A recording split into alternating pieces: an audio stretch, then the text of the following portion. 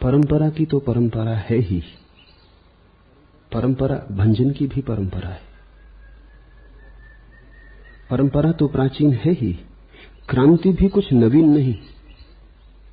क्रांति उतनी ही प्राचीन है जितनी परंपरा।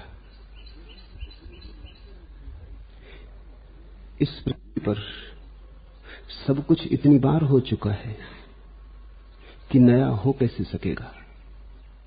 जिसको तुम नया कहते हो वो भी बड़ा पुराना, जिसे पुराना कहते हो वो तो है ही। जब से परंपरावादी रहा है तभी से क्रांतिवादी भी रहा है। जब से रूढ़िवादी रहा है तभी से रूढ़ी को तोड़ने वाला भी रहा है। जब प्रतिमाएं बनाने वाले लोग पैदा हुए तभी से प्रतिमाओं को तोड़ने वाले लोग भी पैदा हो गए। वे साथ साथ हैं, वे अलग अलग हो भी ना सकेंगे। वे दिन और रात की तरह साथ साथ हैं। क्रांति और परंपरा एक ही सिक्के के दो पहलू। न परंपरा जी सकती है बिना क्रांति के, न क्रांति जी सकती है बिना परंपरा के। जिस दिन परंपरा मर जाएगी उसी दिन क्रांति भी मर जाएगी। इसे थोड़ा समझना, क्योंकि साधारणतः हम जीवन में जहां भी विरोध देखते हैं सोचते हैं दोनों दुश्मन हैं। ऐसा देखना अधूरा है। जहां जहां विरोध है वहां गौर से खोजोगे तो गहराई में पाओगे दोनों परिपूरक हैं।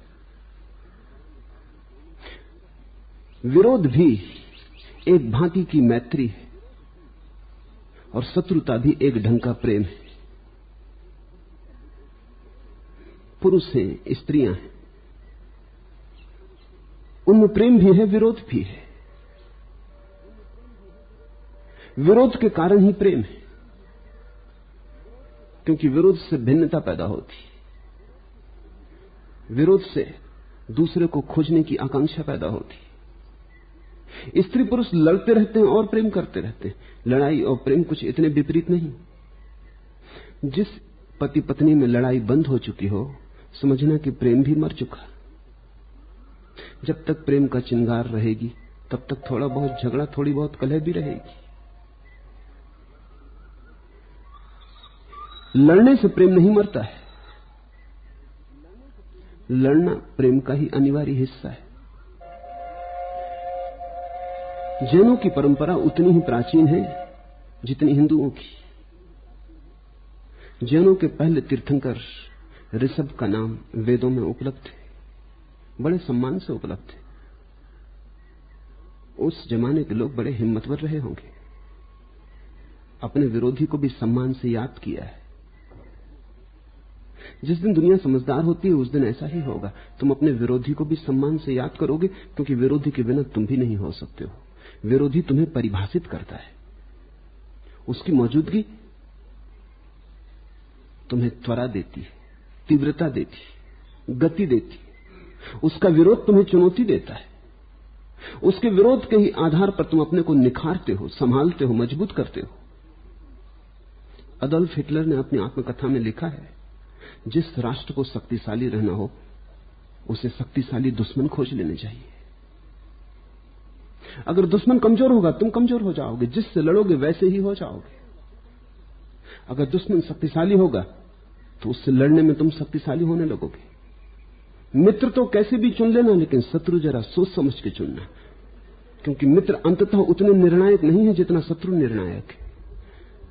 वो तुम्हें परिभाषा देता है, वो तुम्हें जीवन की व्याख्या देता है, वो तुम्हें चुनौती देता है, वो तुम्हें बुलावा देता है, प्रतिस्पर्धा का अवसर देता है। तो ऋग्वेद ने ऋषभ को बड़े सम्मान से याद किया है। ऋषभ जैनों के पहले तीर्थंकर। जैनों का विरोध, जैनों की क्रांति उतनी ही पुरानी है जितनी हिंदुओं की परंपरा। जैन वेद विरोधी है, लेकिन वेद ने बड़ा सम्मान दिया है। जैन मूर्ति विरोधी हैं, यज्ञ विरोधी हैं, परमात्मा को भी स्वीकार नहीं करते, भक्ति का कोई उपाय नहीं मानते, मूलतः व्यक्तिवादी हैं, अराजक हैं। समूह में उनका भरोसा नहीं, व्यक्ति में भरोसा है। और एक एक व्यक्ति अलग और अनूठा है, और एक एक व्यक्ति को अपना ही मार्ग खोजना है। कृष्णमूर्ति जो कह रहे हैं वो जैनों की प्राचीनतम परंपरा है, वो कुछ नई बात नहीं। यद्यपि जैन भी उनसे राजी न होंगे, क्योंकि अब तो जैन भी भूल गए हैं कि उनके प्राणों में कहीं भी क्रांति का तत्व था, वो आग बुझ गई है, राख रह गई। अब तो वे भी परंपरावादी हैं। लेकिन जैनों को समझना हो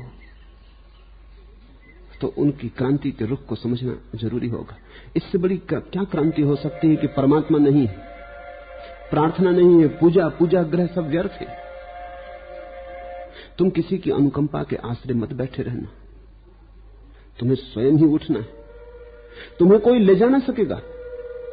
महावीर ये भी नहीं कहते कि मैं तुम्हें कहीं ले जा सकता हूं, ज्यादा से ज्यादा इशारा करता हूं, जाना तुम्ही को पड़ेगा अपने ही पैरों से। महावीर तो आदेश भी नहीं देते कि जाओ, वो कहते आदेश में भी हिंसा हो जाएगी। मैं कौन हूं जो तुमसे कहूं कि उठो और जाओ? मैं उपदेश दे सकता हूं, आदेश नहीं। इसलिए तीर्थंकर उपदेश देते हैं, आदेश नहीं। उपदेश का मतलब है मात्र सलाह। मानो न मानो तुम्हारी मर्जी, न मानो तो तुम कोई पाप कर रहे हो ऐसी घोषणा न की जाएगी। मान लो तो तुमने कोई महापुण्य किया, ऐसा भी कुछ सवाल नहीं है। मान लिया तो समझदारी, न मानी तो तुम्हारी नासमझी, लेकिन इसमें कुछ पाप पुण्य नहीं है। तीर्थंकर आदेश भी नहीं देते, वो कहते हैं कि आदेश देने का अर्थ हुआ कि तुम दूसरे के मालिक हो गए। तुमने कहा ऐसा करो, अब अगर न करेगा दूसरा व्यक्ति तो उसके मन में अपराध का भाव पैदा होगा, उसकी जिम्मेवारी तुम्हारी हो गई। अगर करेगा तो गुलामी अनुभव करेगा, तुम्हारी आज्ञा से चला। जैन कहते हैं अगर आज्ञा मानकर किसी की तुम स्वर्ग भी पहुंच गए तो वो स्वर्ग भी नरक ही सिद्ध होगा, क्योंकि दूसरे के द्वारा जबरदस्ती पहुंचाए गए सुख में कभी कोई जबरदस्ती पहुंचाया जा सकता है। सुख तो स्वेच्छा से निर्मित होता है। अगर नरक भी तुम स्वयं चुनोगे तो सुख मिलेगा, और स्वर्ग भी अगर धक्का देके पहुंचा दिया, पीछे कोई बंदूक लेके पड़ गया और दौड़ा के तुम्हें स्वर्ग में पहुंचा दिया, तो वहां भी तुम्हें सुख न मिलेगा। निज की स्वतंत्रता में स्वर्ग है, परतंत्रता में नरक है। इसलिए महावीर तो आदेश भी नहीं देते। क्रांति उनकी बड़ी प्रगाढ़ है, और वो कहते हैं तुम स्वयं जिम्मेवार हो, कोई और नहीं। बड़ा बोझ रख देते हैं व्यक्ति के ऊपर, बड़ा भारी बोझ है। राहत का कोई उपाय नहीं, महावीर के पास कोई सांत्वना नहीं है। वो सीधा सीधा तुम्हारा निदान कर देते हैं कि ये तुम्हारी बीमारी है, अब तुम्हें सांत्वना खोजनी हो तो कहीं और जाओ। तो महावीर उस मूर्ति भंजक परंपरा के अंग हैं जो उतनी ही प्राचीन है जितनी परंपरा। इसलिए स्वभावतः उस परंपरा विरोधी परंपरा ने उन्हें अपना 24वां तीर्थंकर घोषित किया। वस्तुतः उनके पहले के 23 तीर्थंकरों में कोई भी उनकी महिमा का व्यक्ति नहीं था। वो बड़े महिमाशाली व्यक्ति थे, लेकिन महावीर की प्रगाढ़ता बड़ी गहरी है। इसलिए धीरे धीरे ऐसी हालत हो गई कि 23 तीर्थंकरों को तो लोग भूल ही गए। पश्चिम से जब पहली दफा लोग जैन धर्म का अध्ययन करने पूरब आए तो उन्होंने यही समझा कि ये महावीर ही इस धर्म के जन्मदाता हैं। तो पुरानी सभी अंग्रेजी, जर्मन, फ्रेंच की किताबों में महावीर को जैन धर्म का स्थापक कहा गया। वो स्थापक नहीं है, वो तो अंतिम है, प्रथम तो है ही नहीं। लेकिन बाकी 23 खो गए। महावीर की प्रतिभा ऐसी थी, ऐसी ज्वाजल्यमान थी कि ऐसा लगने लगा उन्हीं से जन्म हुआ है इस धर्म का। 23 तो करीब करीब पुराण कथा हो गए, उनका कोई उल्लेख भी नहीं रहा। वो तो धूमिल कथा कहानी के हिस्से हो गए, पुराण हो गए, इतिहास न रहे। ऐसा कभी कभी होता है जब बहुत प्रतिभाशाली व्यक्ति पैदा होता है तो वो चाहे बीच में पैदा हो, चाहे पहले हो, चाहे अंत में, इससे कोई फर्क नहीं पड़ता। सभी चीजें उसके आसपास वर्तुलाकार चक्कर काटने लगती। आज तुम जिस जैन धर्म को जानते हो पक्का नहीं है कि ऋषभ का वही रहा हो, पार्श्वनाथ का वही रहा हो, नेमिनाथ का वही रहा हो, जरूरी नहीं है। आज तो तुम जिस जैन धर्म को जानते हो उसकी सारी रूपरेखा महावीर ने दी। वो रूपरेखा इतनी गहन हो गई कि अब तुम उसी बात को ऋषभ में भी पढ़ लोगे, क्योंकि महावीर को तुमने समझ लिया है। समझो कि जो मैं तुमसे कह रहा हूं महावीर के संबंध में, जरूरी नहीं कि महावीर उससे राजी हो, लेकिन अगर तुमने मुझे ठीक से समझा तो फिर मैं तुम्हारा पीछा न छोड़ सकूंगा। फिर तुम जब भी महावीर को पढ़ोगे तुम मुझे ही पढ़ोगे। जो मैं कह रहा हूं वो तुम्हें सुनाई पड़ने लगेगा। अर्थ तुम्हारे भीतर प्रविष्ट हो जाए तो बाहर के शब्दों में वही अर्थ दिखाई पड़ने लगता है। महावीर इस क्रांतिकारी परंपरा में सबसे ज्यादा महिमावान, सबसे बड़े मेधावी व्यक्ति हुए, इसलिए उनके शब्द समझने जैसे, विचार करने जैसे। क्रांतिकारी तो अनूठे रहे होंगे, क्योंकि जैनों के दो संप्रदाय हैं, दिगंबर और श्वेतांबर। दिगंबर तो मानते हैं महावीर का कोई भी वचन बचा नहीं, कोई शास्त्र बचा नहीं। ये भी क्रांति का हिस्सा है। वो कहते हैं कोई शास्त्र महावीर का वचन नहीं, ये जो वचन है ये श्वेतांबरों के संग्रह से लिए गए। जैनों के पास, दिगंबरों के पास कोई संग्रह नहीं है। ये बड़े आश्चर्य की बात है कि दिगंबरों ने बचाया क्यों नहीं। ये भी उसी गहरी क्रांति का हिस्सा है, क्योंकि अगर बचाओ शब्दों को तो आज नहीं कल वो शास्त्र बन जाएंगे। बचाओ तो शास्त्र आज नहीं कल वेद बन जाएंगे। इसलिए दिगंबरों ने तो महावीर के वचन बचाए ही नहीं। ये शास्त्र के प्रति बगावत की बड़ी अनूठी कहानी। मानते हैं महावीर को, लेकिन कुछ शास्त्र नहीं बचाया है। व्यक्तिगत गुरु से शिष्य को कहकर जो बातें आई हैं बस वही, उनको लिखा नहीं है। और इसलिए कोई भी शास्त्र महावीर के संबंध में दिगंबरों के हिसाब से प्रमाणिक नहीं है। न शास्त्र बचाया कि कहीं उसके साथ परिग्रह न हो जाए, न इस तरह की कोई आश्वासन दिए कि महावीर को पूजोगे तो मोक्ष मिल जाएगा, स्वयं को जानोगे तो मोक्ष मिलेगा, महावीर की पूजा से नहीं। स्वयं को जगाओगे तो मोक्ष मिलेगा, महावीर की अनुकंपा से नहीं। कोई गुरु प्रसाद की जगह जैनों के पास नहीं है, क्योंकि वो कहते हैं सत्य अगर किसी के प्रसाद से मिल जाए तो सस्ता हो गया। फिर तो सत्य भी वस्तु की तरह हो गया, किसी ने दे दिया, उधार हो गया। अपने जीवन को गलाओ, अपने जीवन को गला गला के ही सत्य ढाला जाएगा। ये सत्य कहीं बाहर नहीं कि कोई दे दे। इसलिए समझ लेना जरूरी है कि महावीर को जब स्वीकार किया गया 24वें तीर्थंकर की तरह, तो इसलिए स्वीकार किया गया कि उनसे ज्यादा बगावती आदमी उस समय में कोई भी न था। और भी लोग थे, और भी दावेदार थे, क्योंकि क्रांति किसी की बपोती थोड़ी है। जब महावीर जिंदा थे तो बड़े तूफान के दिन थे भारत में, बड़ी बौद्धिक जागृति का काल था। बड़े शिखर पर लोग आकाश में परिभ्रमण कर रहे थे। जैसे आज अगर विज्ञान समझना हो तो कहीं पश्चिम में शरण लेनी पड़ेगी। उस दिन अगर धर्म का कोई भी रूप समझना था तो भारत में शरण लेनी पड़ती। भारत के पास सभी धर्म की परंपराओं के बड़े जागृत पुरुष थे, और उन सभी के शिष्यों की आकांक्षा थी कि वो 24वें तीर्थंकर की तरह घोषित हो जाएं। प्रकुद्ध कात्यायन था, मखली गोसाल था, संजय बेलठी पुत्र था, और भी लोग थे, अजित के स्कंबली था। ये सभी बड़े महिमाशाली पुरुष थे।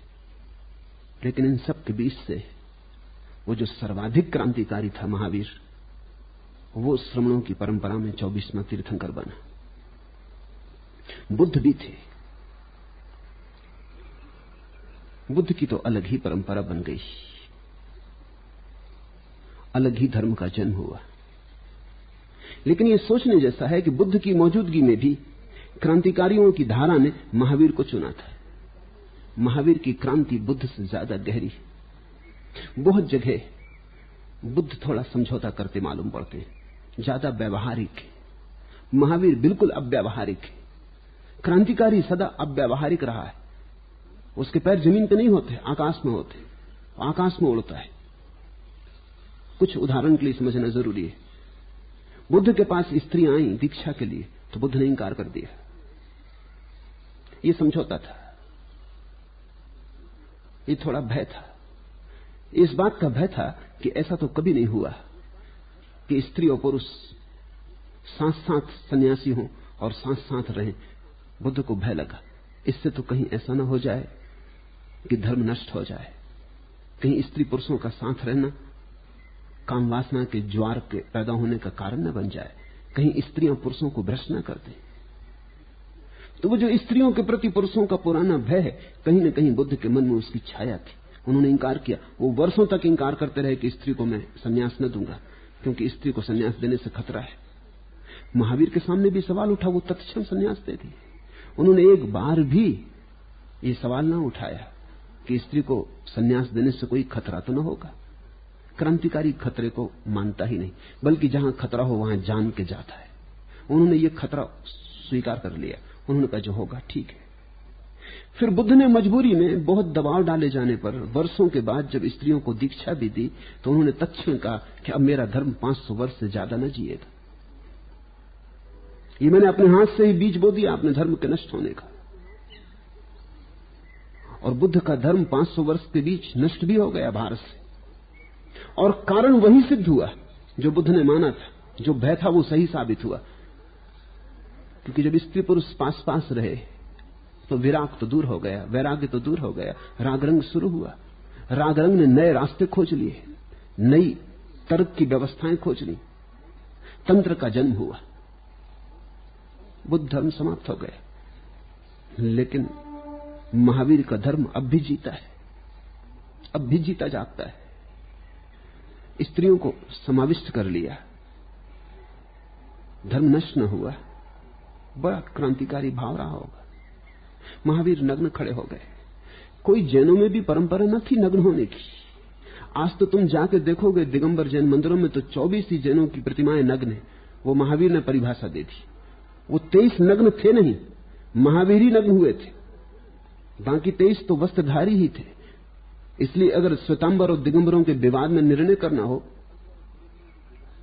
तो बहुमत श्वेतांबरों के पक्ष में होगा, क्योंकि 24 तीर्थंकर में 23 वस्त्रधारी थे और एक ही निर्वस्त्र था। तो अगर निर्णय ही करना हो तो 23 की तरफ ध्यान करके करना चाहिए, सीधा लोकतांत्रिक हिसाब है। लेकिन महावीर का प्रभाव इतना महिमाशाली हुआ कि जिनके वस्त्र थे उनकी प्रतिमाओं से भी वस्त्र उतर गए, क्योंकि फिर ऐसा लगने लगा अगर महावीर नग्न है और पार्श्वनाथ वस्त्र पहने हुए हैं तो पार्श्वनाथ ओछे मालूम पड़ेंगे, छोटे मालूम पड़ेंगे। इतना भी त्याग न कर पाए, नग्नता कसौटी हो गई। ऐसा सदा हुआ है। जो सर्वाधिक महिमाशाली है वो कसौटी बन जाता है। फिर उसके पीछे इतिहास भी बदल जाता है, अतीत भी बदल जाता है, क्योंकि अतीत के संबंध हमारे दृष्टिकोण बदल जाते हैं। नग्न खड़े हो जाना बड़ा क्रांतिकारी मामला था, क्योंकि नग्नता सिर्फ नग्नता नहीं, इसका तुम अर्थ समझो। नग्न होने का अर्थ है समाज का परिपूर्ण अस्वीकार, समाज की धारणाओं की परिपूर्ण उपेक्षा। तुम अगर चौरस्ते पर नग्न खड़े हो जाओ तो उसका अर्थ यह होता है कि तुम 2 कौड़ी कीमत नहीं देते कि लोग क्या सोचते हैं, कि लोग अच्छा सोचते हैं कि बुरा सोचते हैं, कि लोग तुम्हारे संबंध में क्या कहेंगे। हमारे पास शब्द है भाषा में, किसी को गाली देनी हो तो हम कहते नंगा लुच्चा। वो महावीर से पैदा हुआ। नग्न वो थे और बाल नोचते थे, इसलिए लुच्चा। पहली दफा महावीर को ही लोगों ने नंगा लुच्चा कहा। तुम नग्न खड़े होते थे और बाल भी काटते ना थे, जब बाल बढ़ जाते थे तो हाथ से उनका लौच करते थे। तुमने कभी सोचा ना होगा कि आखिर नंगे को लुच्चा क्यों कहते, लुच्चे का क्या संबंध। फिर तो धीरे धीरे लुच्चा शब्द अलग भी उपयोग होता है। अब तुम कहते हो फलां आदमी बड़ा लुच्चा, लेकिन तुम ये नहीं पूछते कि उसमें लौचा क्या है। महावीर के साथ पैदा हुआ शब्द गाली की तरह पैदा हुआ। निश्चित ही समाज बहुत नाराज हुआ होगा, बहुत क्रुद्ध हुआ होगा। इस आदमी ने सारे हिसाब तोड़ दिए। वस्त्र सिर्फ वस्त्र थोड़ी है, समाज की सारी धारणा है। वस्त्रों में छिपे हुए समाज का सारा संस्कार, उपचार, शिष्टाचार, सभ्यता सब है। नग्न को हम असभ्य कहते, आदिवासी हैं नग्न रहते हैं, उनको हम असभ्य कहते, आदिम कहते। क्यों असभ्य? क्योंकि अभी उन्हें इतना भी समझ नहीं कि अपने शरीर को ढांके, छिपाएं। जानवरों की तरह, पशुओं की तरह। आदमी और जानवर में जो बड़े बड़े फर्क हैं, उनमें एक फर्क यह भी कि आदमी कपड़े पहनता है। आदमी अकेला पशु है जो कपड़े पहनता है, बाकी सभी पशु नग्न है। तो महावीर जब नग्न हुए, उन्होंने कहा कि संस्कृति नहीं, प्रकृति को चुनता हूं, सभ्यता को नहीं, आदिम स्वभाव को चुनता हूं, और जो भी दांव पर लगती हो, इज्जत, पद, प्रतिष्ठा, वो सब दांव पर लगा देता हूं। आज से 2500 साल पहले वैसी हिम्मत बड़ी कठिन थी, आज भी कठिन है। आज भी नग्न खड़े होने पर अड़चनें खड़ी हो जाएंगी, तत्क्षण पुलिस ले जाएगी, अदालत में मुकदमा चलेगा। दिगंबर जैन मुनि को किसी गांव से गुजरना हो तो पुलिस को खबर करनी पड़ती, और जब दिगंबर जैन मुनि, नग्न मुनि गुजरता है तो उसके शिष्यों को उसके चारों तरफ घेरा बना के चलना पड़ता है ताकि उसकी नग्नता कुछ तो ढकी रहे। दिगंबर जैन मुनि खोते चले गए, 1 दर्जन से ज्यादा नहीं है अब, क्योंकि बड़ा कठिन मामला है, वो नग्नता ही उपद्रव है। फिर सारे समाज की व्यवस्था को जड़मूल से इंकार करना, तो समाज भी प्रतिरोध करता है, बदला लेता है, नाराज हो जाता है। तो प्रथम तीर्थंकर का उल्लेख तो ऋग्वेद में है, लेकिन महावीर का उल्लेख किसी हिंदू ग्रंथ में नहीं। निश्चित ही महावीर अति क्रांतिकारी रहे, इतने क्रांतिकारी रहे कि उनका उल्लेख करने तक की हिम्मत हिंदू शास्त्रों ने नहीं की। इस आदमी का नाम लेना भी खतरनाक मालूम हुआ है। तो क्रांतिकारियों की जो परंपरा है, उस परंपरा ने अगर महावीर को 24वां तीर्थंकर स्वीकार किया, स्वाभाविक था। ये भी समझ लेना जरूरी है कि महावीर के पहले तक जैन धर्म कोई अलग धर्म न था, वो चिंतकों की एक धारा थी, लेकिन कोई अलग धर्म न था। महावीर के साथ ही चिंतकों की धारा सघन हुई, उसने रूप लिया, संगठन बनी, संघ बनी, और हिंदू परंपरा से अलग होकर चलने लगी। पार्श्वनाथ या ऋषभदेव एक अर्थ में हिंदू ही थे, वैसे ही जैसे जीसस यहूदी थे, महावीर भी जब जिंदा थे तो करीब करीब हिंदू थे। लेकिन महावीर ने जो प्रगाढ़ता से क्रांति को रूप दिया, वो इतना प्रगढ़ हो गया, इतना साफ हो गया कि उसे फिर हिंदू धारा में सम्मिलित रखना मुश्किल हो गया, वो अलग ही टूट गई धारा। यहां तुम सोचो, बुद्ध महावीर के समकालीन थे, बुद्ध को श्रमणों की परंपरा ने अपना 24वां तीर्थंकर स्वीकार नहीं किया, महावीर को किया। हिंदुओं ने बुद्ध को अपना 10वां अवतार स्वीकार किया, महावीर के नाम का उल्लेख भी नहीं किया। क्या मामला है? बुद्ध अभी भी स्वीकार किए जा सकते थे, थोड़े बगावती थे, लेकिन डोर बिल्कुल न तोड़ दी थी, फिर भी बंधे थे। महावीर ने बिल्कुल ही डोर तोड़ दी, खूंटी उखाड़ ली, बाहर खड़े हो गए खुले आकाश में।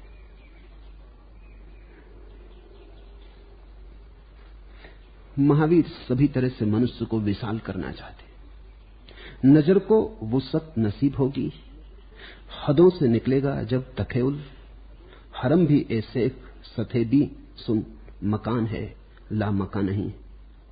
तभी विशालता आत्मा को उपलब्ध होती है जब कल्पना के ऊपर से भी सारी जंजीरें हट जाती हैं। जब तुम्हारा सोच विचार मुक्त होता है, तभी तुम्हारी आत्मा भी विशाल होती। नजर को वुसअत नसीब होगी, तभी तुम्हारी दृष्टि विशाल बनेगी, जब उसके ऊपर किसी तरह के बंधन न रह जाएं, न शास्त्र के, न अतीत के, न सदगुरुओं के।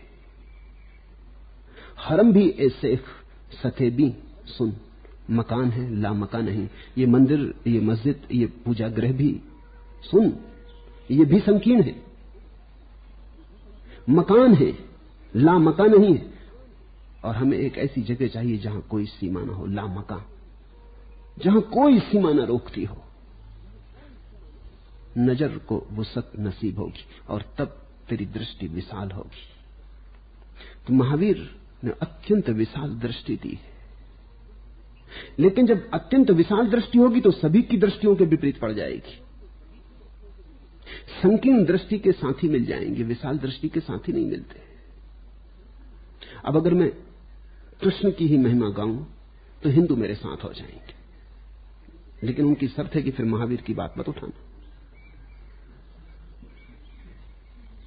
अगर मैं महावीर के ही गीत गुनगुनाऊं तो जैन मेरे साथ हो जाएंगे, लेकिन उनकी शर्त है कृष्ण को बीच में मत लाना। अगर तुम संकीर्ण हो तो तुम्हें किसी न किसी का साथ मिल जाएगा, क्योंकि संकीर्ण लोग चारों तरफ मौजूद हैं। मुझसे जैन भी नाराज हो जाता है क्योंकि मैंने कृष्ण की बात की, मुझसे हिंदू भी नाराज हो जाता है क्योंकि मैंने महावीर की बात की, मुझसे बौद्ध नाराज हो जाता है कि क्यों मैंने महावीर की चर्चा की, मुझसे जैन नाराज हो जाता है कि बुद्ध की बात क्यों उठाई।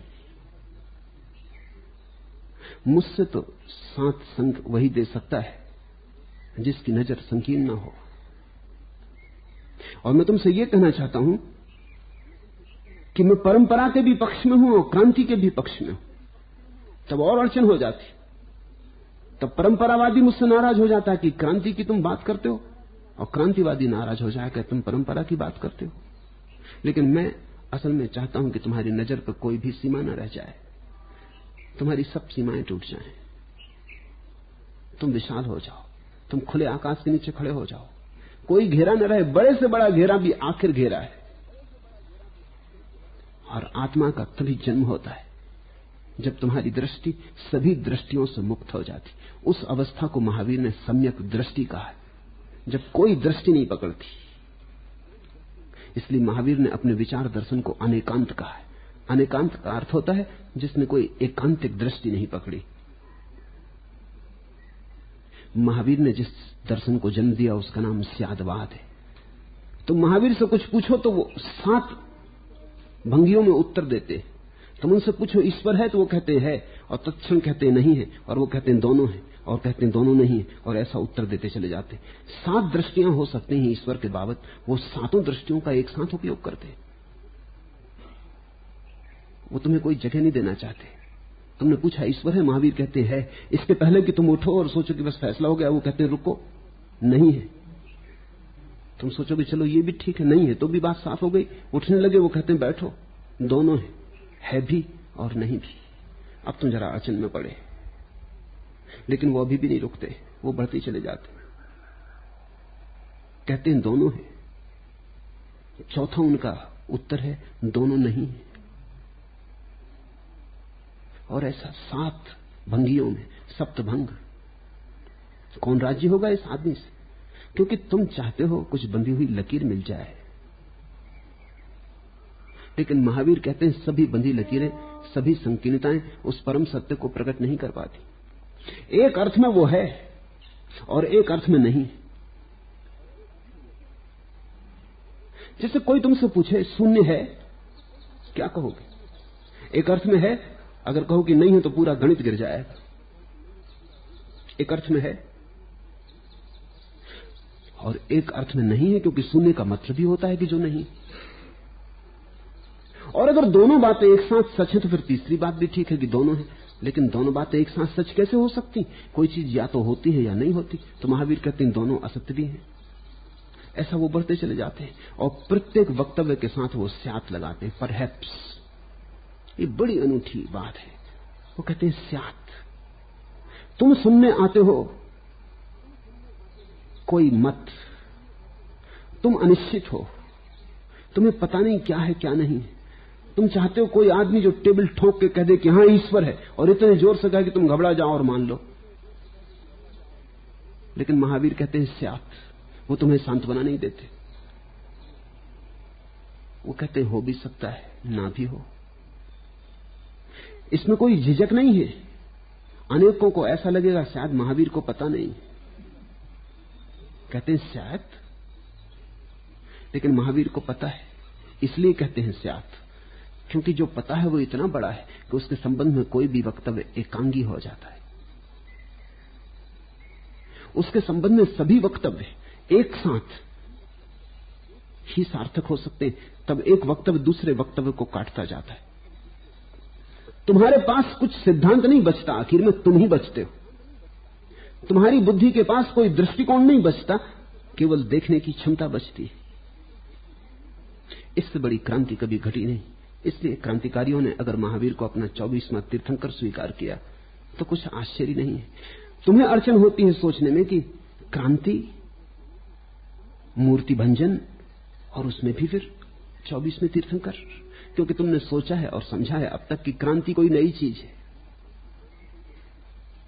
क्रांति और परंपरा ऐसे ही जैसे तुम्हारे दो पैर। सभी क्रांतियां अंततः परंपरा बन जाती हैं और सभी परंपराएं प्रारंभ में क्रांतियां थी। क्रांति परंपरा का पहला कदम और परंपरा क्रांति की अंतिम दशा है। कृष्णमूर्ति कुछ कहते हैं, वचन क्रांतिकारी, परंपरा बनने लगे। कृष्णमूर्तिवादी आदमी पैदा हो गया है। कृष्णमूर्ति कहते हैं कोई गुरु नहीं, उनका मानने वाला भी कहता है कोई गुरु नहीं, लेकिन मेरे पास उनके मानने वाले आ जाते हैं, वो कहते हैं कोई गुरु नहीं। मैंने कहा तुमने ये सीखा कहां? वो कहते हैं उनके चरणों में बैठ के सीखा। तो वो तुम्हारे गुरु हो गए। तुम ये स्वयं के बोध से दोहरा रहे हो कि कोई गुरु नहीं, ये भी तुमने सीख लिया है, और जहां सीखना हो गया वहां गुरु आ गया। कृष्णमूर्तिवादी भी अपने पक्ष की तर्कना करता है, विचारणा करता है, सिद्ध करने के लिए प्रमाण देता है, वाद विवाद करता है। बचना मुश्किल है। क्रांति ऐसे ही है जैसे जन्म, और जब जन्म हो गया तो मौत भी होगी। अब तुम लाख उपाय करो बचने के, अगर बचना था तो जन्मना ही नहीं था, वहीं भूल हो गई। अब कुछ किया नहीं जा सकता, मरना तो पड़ेगा ही। आगे ख्याल रखना, जन्मना मत। इसलिए जिसको मौत से बचना हो उसे जन्म से बचना चाहिए। कहते हैं डायोजनीस को किसी ने पूछा कि दुनिया में सबसे बेहतर बात कौन सी है? उसने कहा बेहतर बात तो है पैदा ना होना। उस आदमी ने कहा खैर अब ये तो हो ही नहीं सकता, हम हो ही गए पैदा, नंबर 2 क्या? उसने कहा नंबर 2 जितने जल्दी मर सको मर जाना।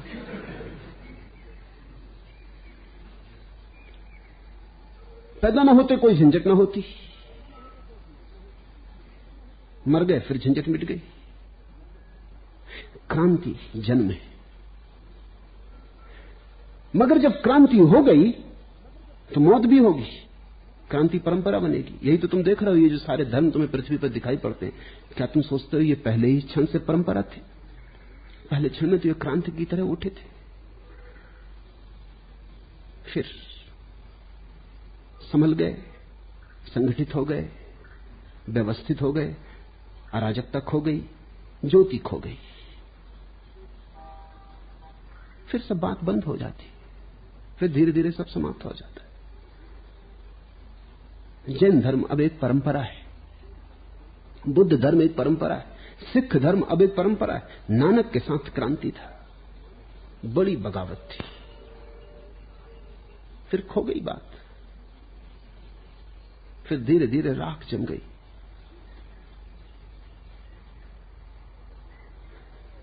सभी चीजों पर राख जम जाएगी क्योंकि ये जीवन का नियम है। इसलिए क्रांति को फिर करते रहना पड़ता है और धर्म को पुनः पुनः जन्म देना पड़ता है। लेकिन कोई भी व्यक्ति धर्म को जन्म देते वक्त ये न सोचे कि उसका धर्म अपवाद होगा। असंभव है, अपवाद कोई भी नहीं हो सकता। जो पैदा हो रहा है वो मरेगा, फिर नए धर्मों की जरूरत रहेगी। अब यहां भी थोड़ा सोचने जैसा है। जब धर्म क्रांतिकारी होता है तब अलग तरह के लोगों को आकर्षित करता है, क्रांतिकारियों को, बगावतियों को, विद्रोहियों को। फिर धीरे धीरे जैसे जैसे धर्म स्थापित होने लगता है, एस्टेब्लिश होने लगता है, फिर वो क्रांतिकारियों को आकर्षित करना तो दूर, अगर वो पैदा हो जाए तो उन्हें निकाल बाहर करता है।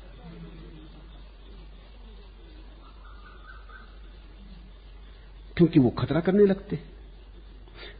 अब एक बड़ा विरोधाभास है। अगर जैन धर्म में फिर महावीर पैदा हो जाएं तो जैनी उन्हें निकाल बाहर कर देंगे, बर्दाश्त न करेंगे। अगर जीसस फिर पैदा हो जाएं ईसाई घर में तो अब की बार फिर सूली लगेगी, अब की बार ईसाई लगाएंगे। पिछली बार यहूदियों ने लगाई थी क्योंकि उन्होंने यहूदी घर में पैदा होने की गलती की थी, किसी और ने नहीं लगाई, यहूदियों ने लगाई थी। और यहूदी बड़े क्रांतिकारी थे अपने प्रथम चरण में। मूसा बड़े क्रांतिकारी हैं। यहूदियों की मुक्ति, इजिप्ट से उनका छुटकारा, नए जीवन और जगत की खोज, नए समाज की पूरी अंतर्चिंतना, और उसकी नींव मूसा ने भरी। लेकिन उसी घर में, उसी कुल में, उसी परंपरा में आता है जीसस, और जीसस वही करना चाहता है जो मूसा ने किया था। लेकिन मूसा के मानने वाले बर्दाश्त न करेंगे, क्योंकि ये फिर उखाड़ डालेगा। कहीं भी तुम पैदा हो जाओ, अगर तुमने नए धर्म की चिंतना की, और धर्म सदा ही नया है, क्रांति उसकी शुरुआत है, तो तुम निकाल बाहर किए जाओगे। हां, तुम्हारे आसपास एक नया धर्म निर्मित हो जाएगा। जल्दी ही तुम्हारे बच्चे वहां भी क्रांति न चलने देंगे। वहां भी जब कोई क्रांतिकारी पैदा होगा, उसे निकाल बाहर किया जाएगा। ये क्रांतिकारी का भाग्य है, ये सूली पर लटके। और ये सभी धर्मों की नियति है कि क्रांति की तरह पैदा हो, परंपरा की तरह सड़ जाएं।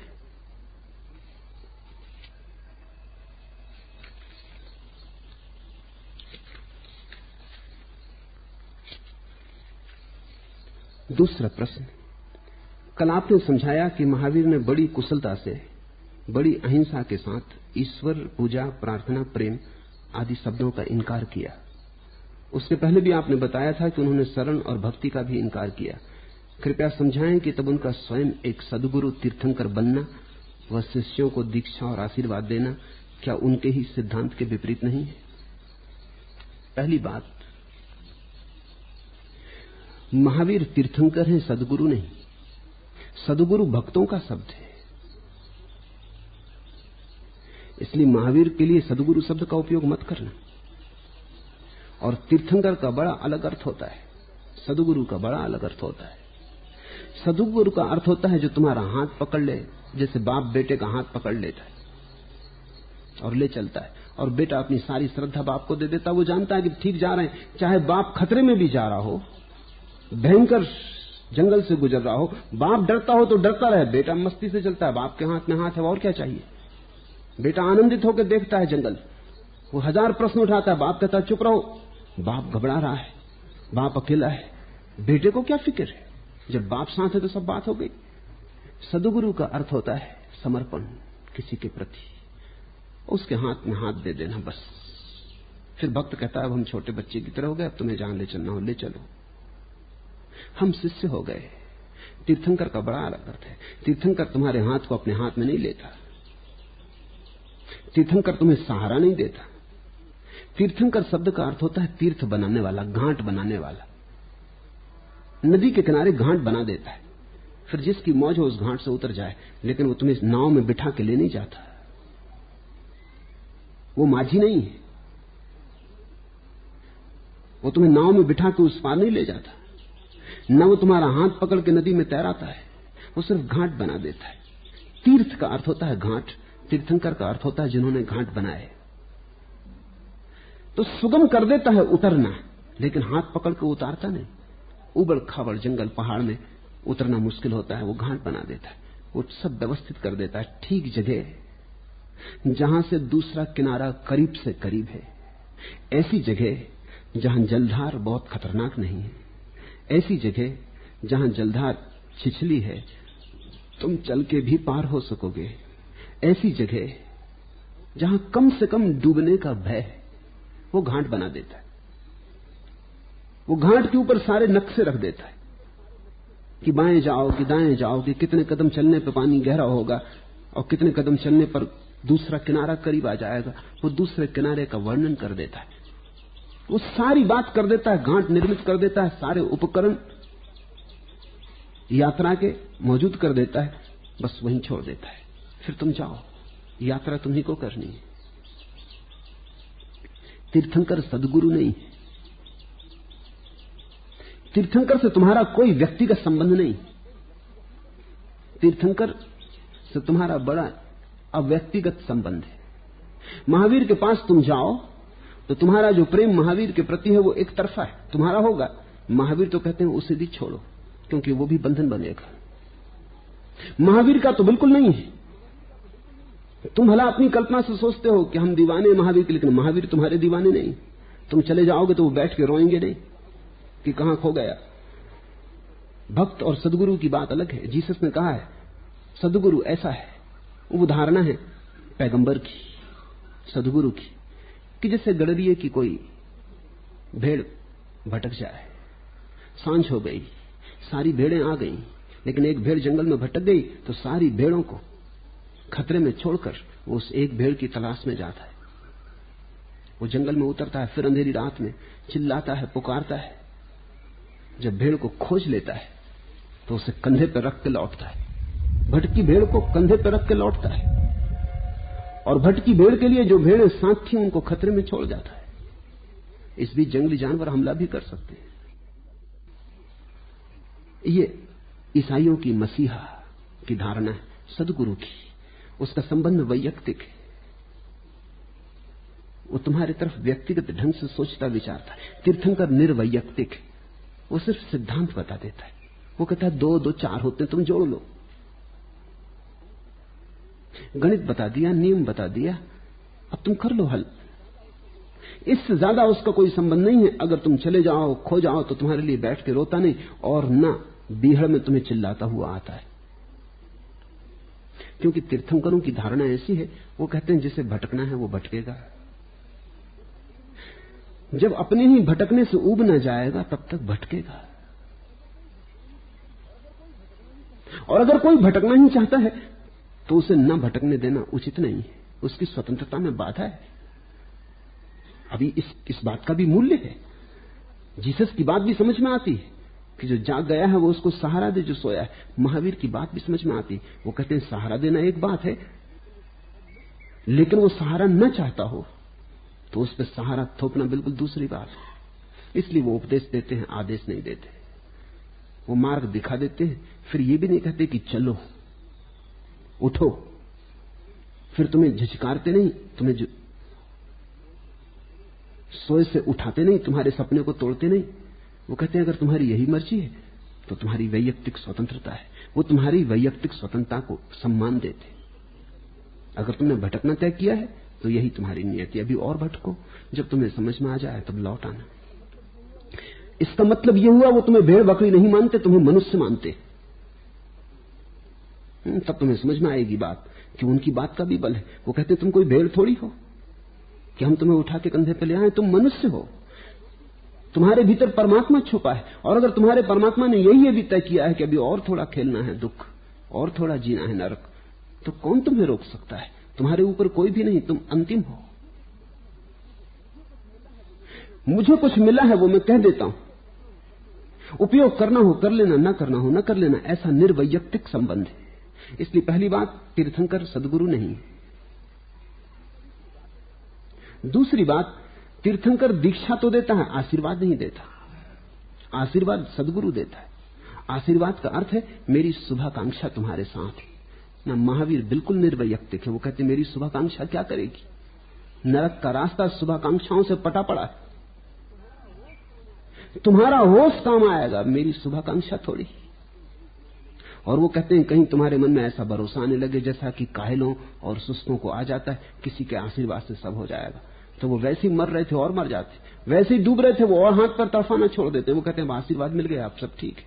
महावीर कहते हैं ऐसी झूठी बातों के लिए मेरे पास मत आना। दीक्षा देते, दीक्षा का अर्थ है इनिशिएशन। दीक्षा का अर्थ है वो तुम्हें बता देते हैं जो उन्हें हुआ है। वो कहते हैं ये रहा रास्ता, ज्योति फेंक देते हैं रास्ते पर। दीक्षा का तो अर्थ उद्घाटन कर देते हैं एक द्वार का। जिस द्वार से वो प्रवेश किए हैं वो द्वार तुम्हें भी इंगित कर देते हैं कि वो रहा। आशीर्वाद का अर्थ है कि वो तुम्हारे लिए प्रार्थना करते हैं। आशीर्वाद का अर्थ है कि वो मंगल कामना करते हैं। आशीर्वाद का अर्थ है कि तुम्हारी यात्रा में वो भी सम्मिलित है। नहीं, तीर्थंकर आशीर्वाद नहीं देते। ये अलग अलग परंपराओं के शब्द हैं, इनका अलग अलग अर्थ समझ लेना जरूरी, अन्यथा बड़ी भ्रांति पैदा होती। पहली दफा मैं बंबई निमंत्रित हुआ कई वर्ष पहले एक महावीर जयंती पर। मेरे पहले एक जैन मुनि बोले तो मैं तो बहुत चकित हुआ, क्योंकि उन्होंने जो बातें कही वो बिल्कुल अजैन थी। उन्होंने कहा महावीर का जन्म हुआ जगत के कल्याण के लिए। ऐसा जैनी मुनि कहते हैं, जैनी भी कहते हैं, उनको पता नहीं कि वो क्या कह रहे हैं। ये तो हिंदू भाषा है।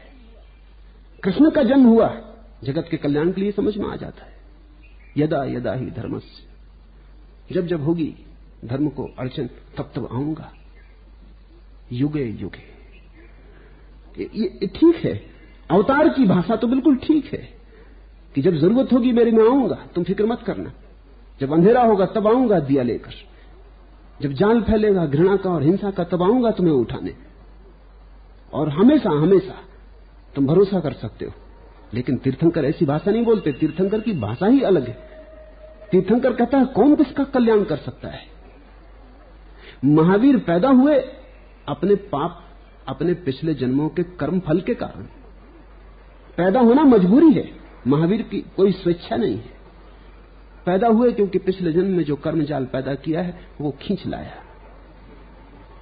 और जो चेष्टा उन्होंने की वो जगत कल्याण के लिए नहीं है, क्योंकि महावीर का मानना ही है कि कोई दूसरा किसी दूसरे का कल्याण नहीं कर सकता।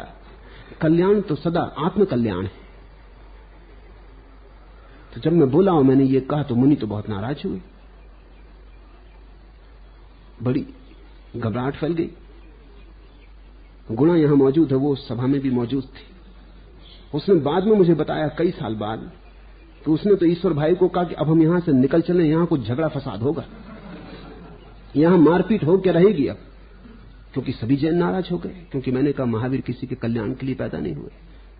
लेकिन नाराजगी से क्या होता है? तुम्हारे शास्त्र, तुम्हारी पूरी दृष्टि अलग है और उस दृष्टि का अपना मूल्य है, इसलिए उसकी शुद्धता को बचाया जाना चाहिए।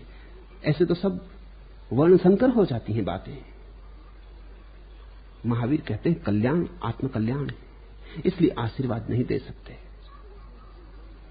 फिर उस दिन से जो जैन नाराज हुए तो नाराज ही है, क्योंकि उनको लगा कि मैंने उनकी महावीर की कुछ प्रतिष्ठा छीन ली। मैं उनके महावीर को ठीक ठीक प्रतिष्ठा दिया, मैंने वही कहा जो महावीर कहते। लेकिन साधारण आदमी वो खुद नहीं करना चाहता, वो चाहे कोई के आशीर्वाद से हो जाए, मुफ्त मिल जाए। धन तो तुम खुद कमाते हो, धर्म तुम आशीर्वाद से चाहते हो। तुमने बेईमानी परखी। मकान बनाना तुम खुद बनाते हो, मोक्ष आशीर्वाद से हो जाए। तुम जो करना नहीं चाहते, जो तुम कहते हो मुफ्त मिले तो ले लेंगे, उसमें भी सोचने का समय मांगोगे। अगर सच में ही कोई देने आ जाए कि ये रहा मोक्ष, लेते हो, तुम कहोगे इतनी जल्दी तो मत करो, थोड़ा सोचने दो, घर जाने दो, पत्नी भी है, बच्चे भी हैं, थोड़ा पूछ तो लूं। जो तुम टालना चाहते हो तुम बड़ी कुशलता से टालते हो। तुम कहते हो जब होगी प्रभु की कृपा, मगर और चीजों के लिए तुम नहीं कहते, और के लिए तुम खूब आपाधापी करते हो। तो साफ साफ कहो ना कि अभी चाहिए नहीं, ये बेईमानी तो मत करो। इतना ही कह दो कि हमें भी कोई आकांक्षा नहीं पैदा हुई है। नहीं, लेकिन वो कहना जरा अभद्र मालूम पड़ता है। तुम शिष्टाचार को मानते हो, सभ्यता को मानते हो, तुम कहते हो ये कहना जरा साफ साफ कहना ठीक नहीं। तुम जरा चोरी छिपे लुके लुके कहते हो, तुम ढंग से सजा के कहते हो, श्रृंगार से कहते हो। तुम कहते हो जब प्रभु की कृपा होगी, जब आशीर्वाद होगा सदगुरु का। मेरे पास लोग आते हैं, मैं उनसे पूछता हूं, कभी बहुत वर्ष से नहीं दिखाई पड़े, वो कहते हैं आपने बुलाया ही नहीं। कितनी मजेदार बात कह रहे हो। तो मैंने कहा अब कैसे आ गए, मैंने तो अभी भी नहीं बुलाया था। वो कहते हैं जरा पुणे में कुछ धंधे का काम आ गया। धंधा का जब काम होता है तब वो अपने से आते हैं। अब रहा ये कि मैं पूना में हूं तो मेरे पास भी चलो हो आओ, लेकिन मेरे पास आने के लिए जिम्मेवारी मुझ पर ही छोड़ते, आपने बुलाया ही नहीं। हालांकि वो सोचते होंगे बड़ी प्रेमपूर्ण बात कह रहे हैं, लेकिन बड़ी बेईमानी की बात कह रहे हैं। आना हो तो तुम आ जाते हो, ना आना हो तो कहते हो जब आप बुलाएंगे। कसूर जैसे मेरा है। तुम जब कहते हो जब प्रभु की कृपा होगी, इसका अर्थ हुआ कि प्रभु की कृपा नहीं हो रही। तुम सोचते हो ऐसा भी हो सकता है कि प्रभु की कृपा न होती हो। क्या तुम सोचते हो प्रभु कुछ अड़चन डाल रहा है कि दूसरों पर कृपा बरसा रहा है, तुम पे नहीं कर रहा है? अगर कोई कृपा जैसी चीज है तो वो सभी पे बरस रही है। लेकिन तुम जब लेना चाहोगे तभी ले सकोगे। इसलिए महावीर कहते हैं ये बात ही छोड़ दो आशीर्वाद की, इशारा मैं कर देता हूं, चलना तुम्हें। और वो कोई व्यक्तिगत संबंध नहीं बांधते। उनका जो सबसे बड़ा शिष्य था गौतम, वो महावीर के जीते जी समाधि का अनुभव न कर सका, केवल ज्ञान उसे उपलब्ध न हो सका। जिस दिन महावीर की मृत्यु हुई उस दिन वो गांव के बाहर उपदेश देने गया था दूसरे गांव। जब वो लौटता था रास्ते में उसे खबर मिली कि महावीर ने शरीर छोड़ दिया, उनका महापरिनिर्वाण हो गया। तो वो रोने लगा। उसने राहगीरों से पूछा कि ये तो हद हो गई, जिनके साथ मैं जीवन भर रहा, आखिरी क्षण में किस दुर्भाग्य के कारण मैं दूसरे गांव चला गया। आखिरी क्षण तो उन्हें देख लेता, और अब मेरा क्या होगा। उनके रहते रहते मैं मुक्त न हो सका, अब मेरा क्या होगा। अब तो गहन अंधकार है और दिया भी बुझ गया। क्या उन्होंने कुछ मेरे लिए संदेश छोड़ा है? तो राहगीरों ने कहा हां। आखिरी समय उन्होंने आंख खोली, उन्होंने कहा गौतम यहां नहीं है, लौटे तो उसे इतनी बात कह देना कि तू पूरी नदी तो पार कर गया, अब किनारे को पकड़ के क्यों रुक गया है। कहते हैं उसी क्षण गौतम ज्ञान को उपलब्ध हुआ। क्या कहा महावीर ने उसके लिए, क्या संदेश छोड़ा कि तू पूरी नदी तो पार कर गया, संसार छोड़ दिया, धन छोड़ दिया, पत्नी छोड़ दी, घर द्वार छोड़ दिया, सब छोड़ दिया, सब तरफ से राग हटा लिया, अब तूने राग मुझ पे जमा लिया, किनारे को पकड़ लिया।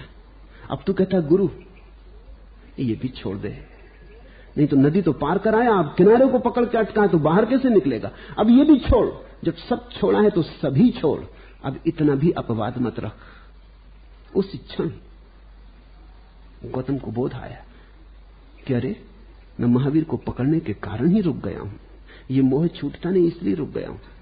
तो जैन भाषा अमोह की भाषा है, वहां आशीर्वाद नहीं। डूब जाए कि सलामत रहे किश्ती मेरी, न हाथ बढ़ा कभी खिजर के दामन की तरफ। चाहे डूब जाए चाहे बचे ना हो, लेकिन महावीर कहते हैं किसी और की तरफ हाथ बढ़ाना मत। न हाथ बढ़ा कभी खिजर के दामन की तरफ, किसी सदगुरु की तरफ हाथ मत बढ़ाना, आशीर्वाद मत मांगना। डूब जाए तो भी ठीक, पार हो जाए तो भी ठीक, लेकिन भीख मत मांगना। महावीर का पथ सम्राटों का पथ है, भिखारियों का नहीं।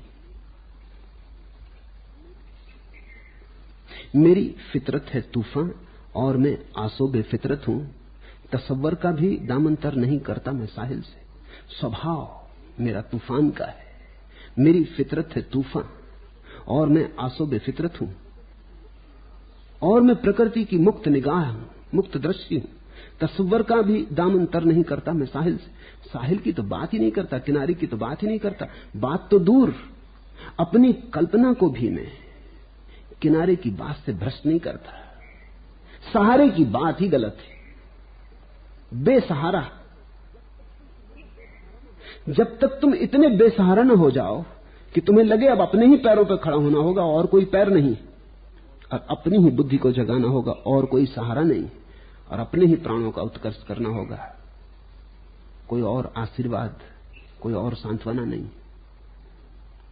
तुमने कभी सोचा, ऑस्कर वाइल्ड ने लिखा है कि जब नाव डूब जाती है किसी की और आदमी सागर में तड़फड़ाता है, तो जैसी उसकी दशा होती, जब तक तुम्हारी ना हो जाए तब तक तुम कुछ करोगे ना। नाव डूब गई, सागर की उतंग तरंगे, किनारे का कोई पता नहीं, तब क्या दशा होती। तब तुम सोचते हो कि आएगा किसी का आशीर्वाद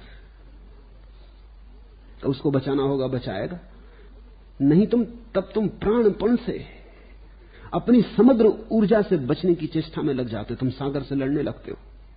उस समय न तो विचार रह जाते, कहां विचार की जगह, सुविधा कहां है, फुर्सत किसे है उस समय विचार करने की। जीवन संकट में न विचार रह जाते। कितनी बार ध्यान किया था और न लगा था, उस दिन लग जाता। अब कोई विचार नहीं रह जाते, न कोई कामना उठती, न कोई वासना उठती, न धन, न स्त्री, न संसार, कुछ भी नहीं, सब खो जाता है। सिर्फ एक स्वयं को बचाने की, वो भी भाव की दशा होती, विचार नहीं होता, और तुम जूझने लगते हो सागर से। महावीर कहते ऐसी ही तुम्हारी स्थिति होनी चाहिए। ऐसी ही स्थिति है, लेकिन तुमने कल्पना की नावें बना रखी और तुमने कल्पना के सहारे ले रखे। उन सहारों के कारण तुम चेष्टा नहीं कर पाते जितनी की कर सकते थे। इसलिए वो कहते हैं हटा लो सारी सांत्वनाएं। महावीर ने अपने साथ चलने वालों के सब आश्रय छीन लिए। उनको बेआसरा कर दिया, ताकि उनके भीतर जो सोए हुए प्राणों की ऊर्जा है वो इस चुनौती में उठ जाए, ज्योतिर्मय हो उठे। मुकाबिल में तेरे लाखों खुदा इसने बनाए हैं, उन्हें पूजा है, उनकी बंदगी के गीत गाए। आदमी ने असली परमात्मा की जगह न मालूम कितने परमात्मा बनाए, उन्हें पूजा, उनकी बंदगी के गीत गाए। महावीर कहते हैं असली परमात्मा तुम्हारे भीतर छिपा है। न तो बंदगी से कुछ होगा, न गीतों से कुछ होगा, न पूजा अर्चा के तालों से कुछ होगा। तुम जीवन के तथ्य को समझो, इस सत्य को समझो कि भवसागर में पड़े हो और डूब रहे हो। स्थिति को ठीक से समझ लोगे तो तुम स्वयं को बचाने में लग जाओगे, और तुम्हारे अतिरिक्त तुम्हें कोई और बचा नहीं सकता है। इसलिए महावीर कहते हैं शरण भावना से बचना, अशरण भावना में ध्यान करना। किसी की शरण जाने की बात मत सोचना, समर्पण नहीं, संकल्प।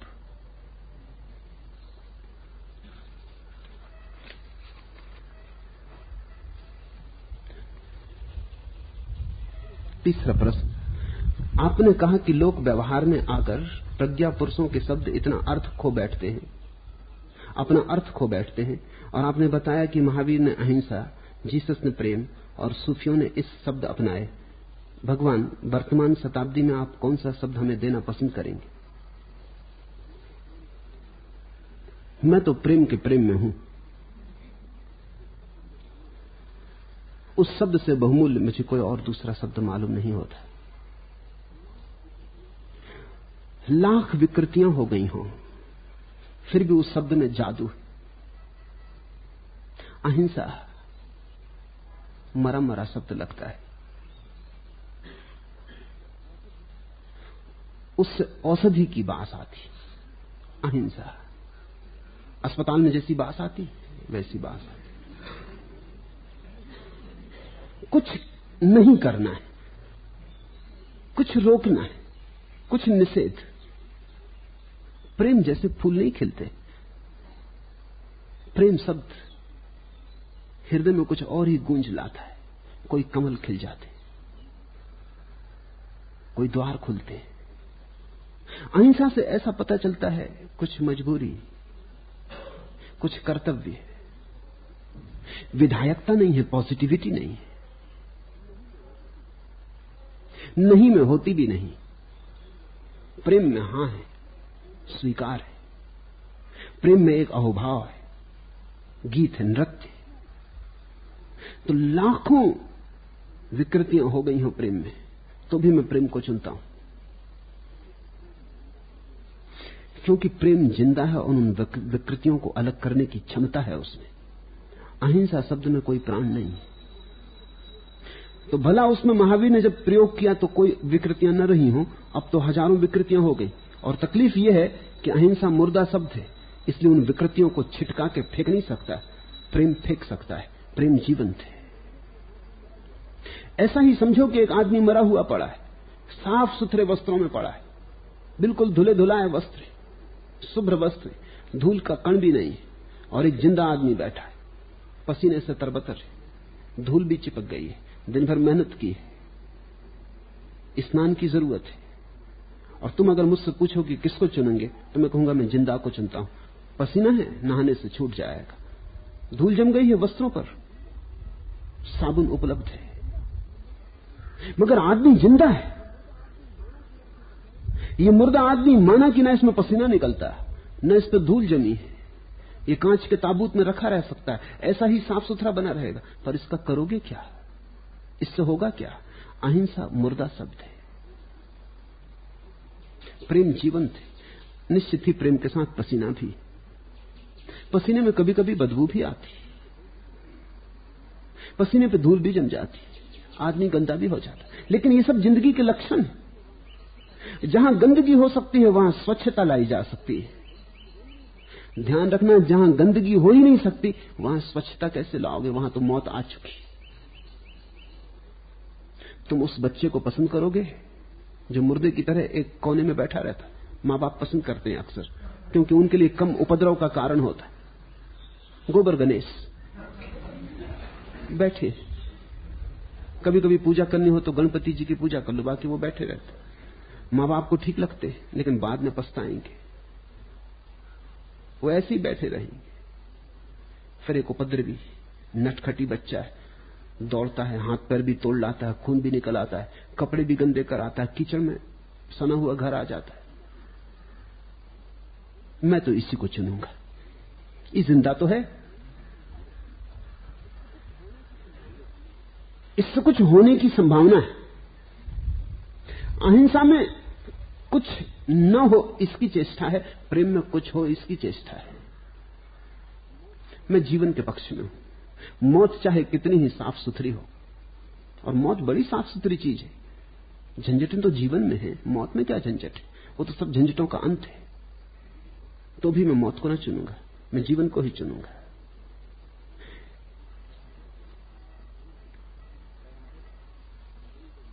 दयारे रंगो नेहकत में गुजर क्या होशमंदों का, यह पैगामे बाहर आया तो दीवानों के नाम आया।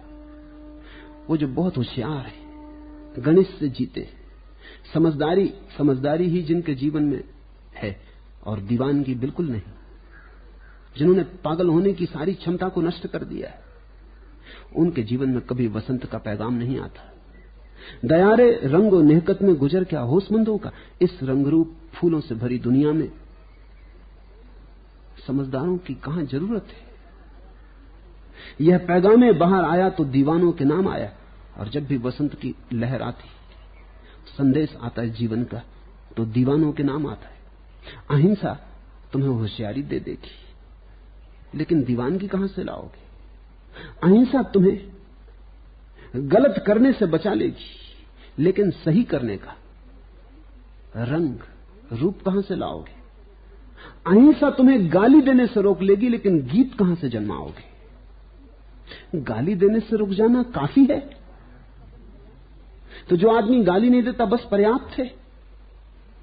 यही तो जैन मुनियों की दशा हो गई। वो गाली नहीं देते, गीत उनसे पैदा नहीं होता। बैठे हैं गोबर गणेश, उनकी पूजा कर लो, तो जैनी जाते हैं सेवा को।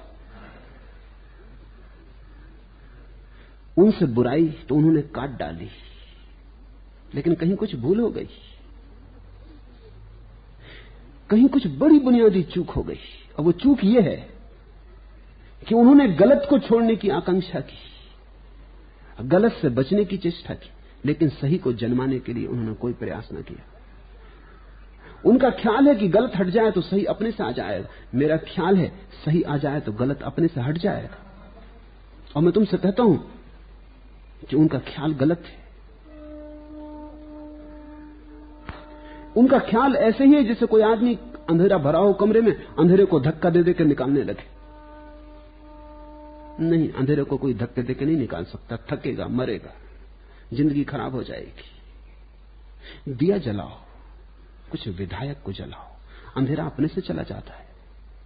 तो मैं तुमसे नहीं कहता क्रोध छोड़ो, मैं कहता हूं करुणा जन्माओ। मैं तुमसे नहीं कहता संसार छोड़ो, मैं कहता हूं आत्मा को जगाओ। मैं तुमसे नहीं कहता धन दौलत छोड़ो, मैं कहता हूं भीतर एक धन दौलत है, उसे खोजो। मेरा रुख विधायक है, और ये मेरा जानना है कि जिस दिन तुम्हें भीतर की धन दौलत मिल जाएगी, तुम बाहर की धन दौलत को पकड़ोगे, न पकड़ोगे न छोड़ोगे, क्योंकि वो धन दौलत ही ना रही, छोड़ने लायक भी ना रही, पकड़ने की तो बात दूर है। रखा ही क्या है वहां? जहां ही भीतर के हीरे दिखाई पड़ने लगे, वहां सब बाहर का कंकड़ पत्थर हो जाता है। जब भीतर के सौंदर्य में जीने लगे तो बाहर सौंदर्य दिखता ही नहीं। लेकिन अगर तुम बाहर के सौंदर्य को छोड़ के भागे और यही तुम्हारी जीवन की शैली हो गई, निषेध, इंकार, नेति नेति, तो तुम मुश्किल में पड़ोगे, फांसी लगा लोगे अपने हाथ से गले में। और जिसको तुम छोड़ के भागे हो उसकी बुरी तरह याद आएगी, आएगी ही। इसलिए जो छोड़ के भागते हैं, स्त्रियों के संबंध में चिंतन चलता रहता, धन के संबंध में चिंतन चलता रहता, छिड़कते हैं, झटकते हैं, उस चिंतन को हटाते हैं। जब जब स्त्री की याद आ जाती, जोर जोर से राम राम राम राम जपने लगते किसी तरह। मगर तुम्हारे जपने से क्या होता है? राम राम राम राम ऊपर रह जाता है, काम काम काम भीतर भीतर चलता जाता। तुम्हारे हर दो राम के बीच में से काम की खबर आने लगती। भागो मत, घबराओ मत, डरो मत, परमात्मा जीवन का निषेध नहीं है, जीवन का परिपूर्ण अनुभव है। और धर्म पलायन नहीं, जीवन का परिपूर्ण भोग है। महावीर ने प्रेम के लिए अहिंसा शब्द चुना, वहां भूल हो गई। पर भूल हो जाने के लिए कारण थे, क्योंकि प्रेम शब्द, उपनिषद और वेद प्रेम की चर्चा कर रहे थे, और प्रेम का सब तरफ जाल था, और प्रेम के नाम पर सब तरफ भ्रष्टाचार था। तो महावीर को लगा अब प्रेम का शब्द उपयोग करना खतरे से खाली नहीं। उन्होंने इसी आशा में अहिंसा का उपयोग किया कि वो समझा लेंगे तुम्हें कि अहिंसा का अर्थ प्रेम ही है, लेकिन वो न समझा पाए। कसूर उनका नहीं है, कसूर उनका है जिन्होंने सुना। उन्होंने तत्क्षण अहिंसा में से प्रेम तो न निकाला, नकारात्मकता निकाल ली। तो महावीर का धर्म धीरे धीरे ऐसा धर्म हो गया कि इसमें क्या क्या नहीं करना है, वही महत्वपूर्ण हो गया।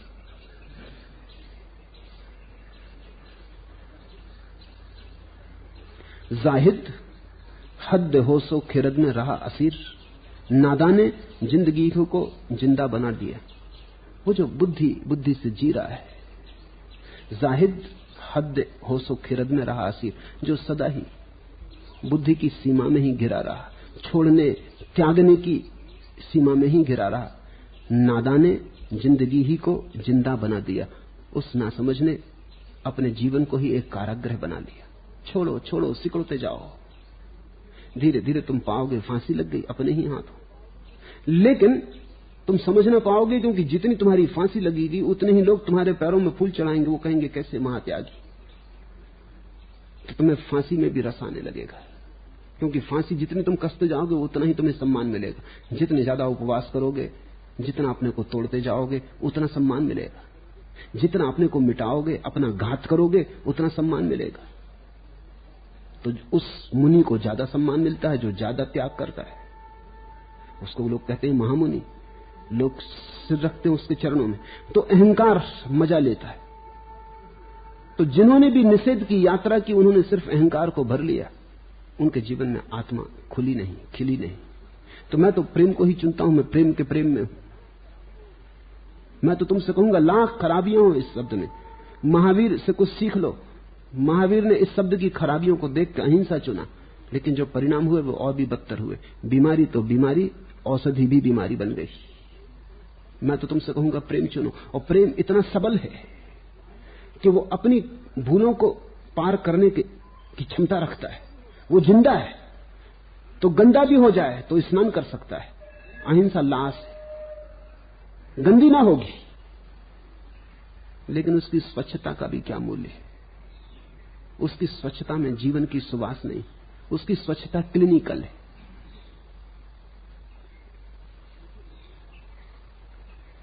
मुझे तो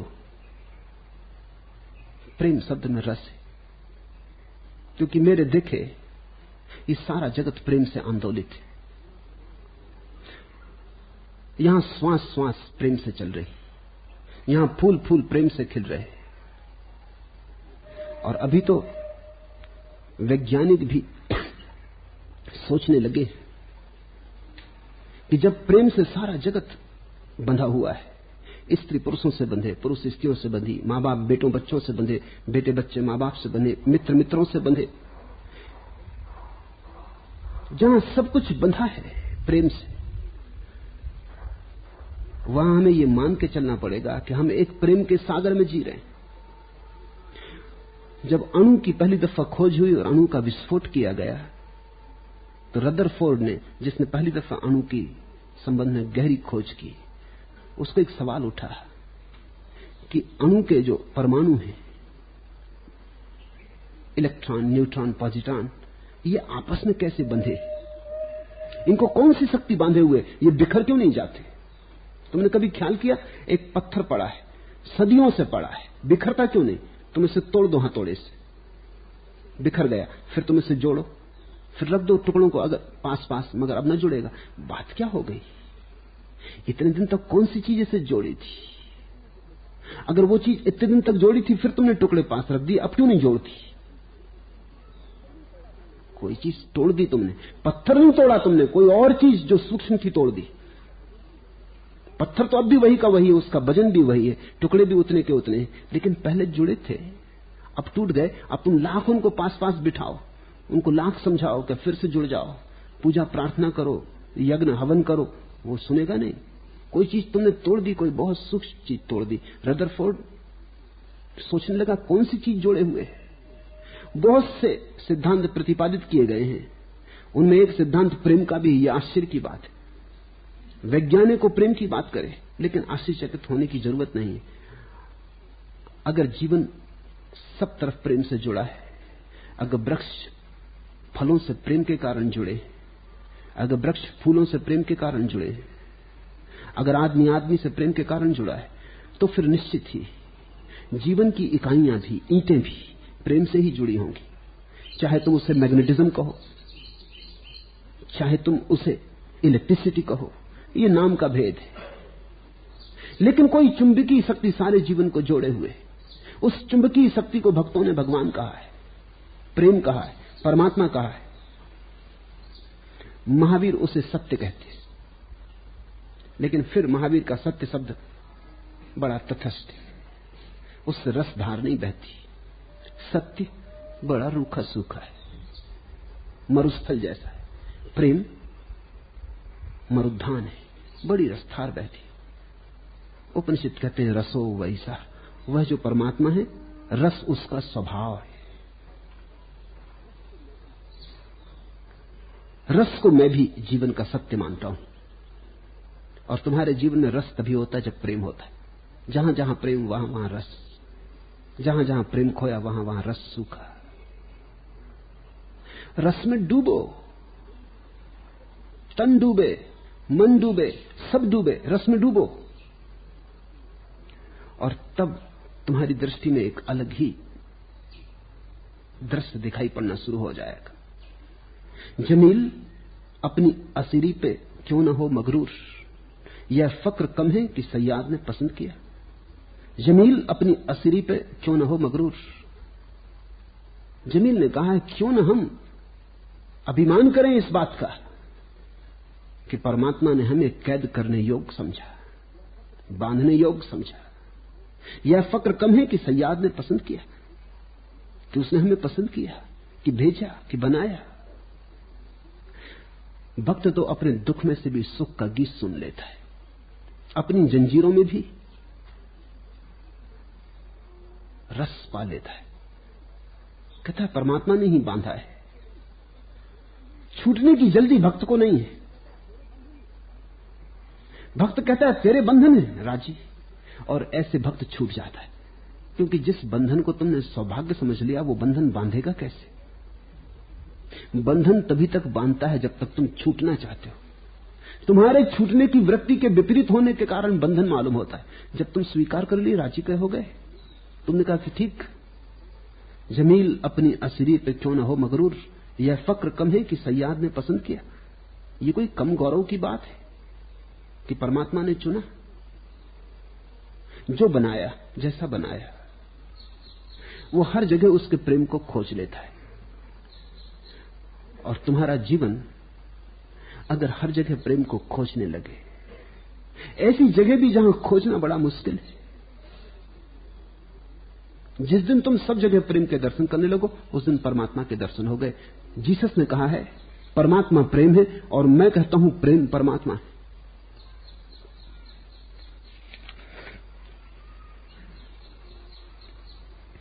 पर ये रास्ते अलग अलग हैं। महावीर का रास्ता भक्त का रास्ता नहीं, होश का। भक्त का रास्ता है बेहोशी का। भक्त का रास्ता मधुशाला का है। वो कहता है ये होश ही हमारी पीड़ा है। तुझ पे कुर्बान मेरे दिल की हर एक बेखबरी, आ इसी मंजिले एहसास फरामोश में आ। हे प्रभु, भक्त कहता है तुझ पे कुर्बान मेरे दिल की हर एक बेखबरी, और तो मेरे पास कुछ भी नहीं है, बेहोशी है। ये मेरे दिल का पागलपन है, दीवानगी है, ये तुझ पे कुर्बान करता हूं, ये तुझ पर न्यौछावर करता हूं, और तो मेरे पास कुछ भी नहीं। तुझ पे कुर्बान मेरे दिल की हर एक बेखबरी, आ इसी मंजिले एहसास फरामोश में आ। और मैं तुझे याद भी कर सकूं, ये भी मेरी सामर्थ्य नहीं। तू मेरे विस्मरण के द्वार से ही आ, इसी मंजिले एहसास फरामोश में आ, मेरी इस बेहोशी के रास्ते से ही तू आ। भक्त का ढंग और भक्त भी पहुंच जाते हैं, साधक भी पहुंच जाते हैं। महावीर का मार्ग साधक का है, नारद का मार्ग भक्त का है। लेकिन अगर तुम मुझसे पूछते हो तो मेरे देखे भक्त के मार्ग से अधिक लोग पहुंच सकते हैं। हां, जिनको भक्ति असंभव ही मालूम पड़ती हो उनको साधक का मार्ग है, वो मजबूरी। तुम्हारा प्रेम अगर इतना मर गया है और जड़ हो गया है कि उसमें से तुम परमात्मा को प्रकट नहीं कर सकते, तो फिर छोड़ो, फिर तुम साधक के मार्ग से चलो। लेकिन साधक का मार्ग दोयम, नंबर 2 है। वो उनके लिए है जिनके भीतर की आत्मा कुछ मुर्दा हो गई और जिनके भीतर प्रेम के स्रोत सूख गए, जिनके भीतर गीत गान नहीं उठता, जिनके भीतर नृत्य नाच नहीं उठता, जिनकी बांसुरी खो गई है, उनके लिए। अगर तुम्हारी बांसुरी अभी भी तुम्हारे पास हो और तुम गुनगुना सको गीत, तो सौभाग्यशाली हो। अगर ये न हो, अगर कहीं खो चुके बांसुरी दूर जीवन की यात्रा में, कहीं प्रेम को कुठारा घात हो गया, कहीं सब जड़ हो गया तुम्हारा हृदय, अब उसमें कोई पुलक नहीं उठती, तो फिर साधक का मार्ग है। साधक का मार्ग उन थोड़े से लोगों के लिए है जिनके भीतर प्रेम के सब संभावनाएं समाप्त हो गई। लेकिन अगर प्रेम की जरा सी भी संभावना हो और अंकुरण हो सकता हो तो फिक्र छोड़ो। जब गीत गा के और नाच के उसके घर की तरफ जा सकते हैं तो फिर लंबे चेहरे, उदास चेहरे लेके जाने की कोई जरूरत नहीं। जब स्वस्थ प्रफुल्लित उसकी तरफ जा सकते हैं तो नाहक की उदासी, नाहक का वैराग्य थोपने की कोई जरूरत नहीं। महावीर के मार्ग से लोग पहुंचे, तुम भी पहुंच सकते हो, लेकिन महावीर का मार्ग बहुत संकीर्ण है। बहुत थोड़े से लोग पहुंचते हैं, बहुत थोड़े से लोग जा सकते हैं। भक्ति का मार्ग बड़ा विस्तीर्ण है, उस पर जितने लोग जाना चाहें जा सकते हैं। लेकिन कुछ लोगों को कठिनाई में रस होता है, कुछ लोगों को जो चीज सुलभता से मिलती हो जचती नहीं, कुछ लोगों को जितने ज्यादा उपद्रव मुसीबतों से गुजरना पड़े उतना ही उन्हें लगता है कुछ कर रहे हैं। उनके लिए महावीर का मार्ग बिल्कुल ठीक है।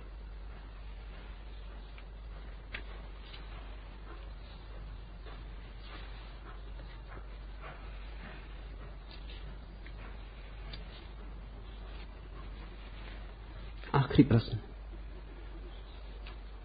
आपके पास कुछ भी लिखती हूं तो आप नाराज हो जाते। पीछे मुझे बहुत घबराहट होती कि आपके पास दिल खोलूं कि नहीं खोलूं, और क्या मैं कुछ भी नहीं कर पाती। कोशिश तो हर हाल करती हूं कि आपकी बात समझ में आए। भक्त को अहंकार का कुछ भी पता नहीं, कैसे क्या करूं, मेरी हिम्मत अब टूटी जा रही है, कृपया एक बार फिर समझाएं। तरु का प्रश्न,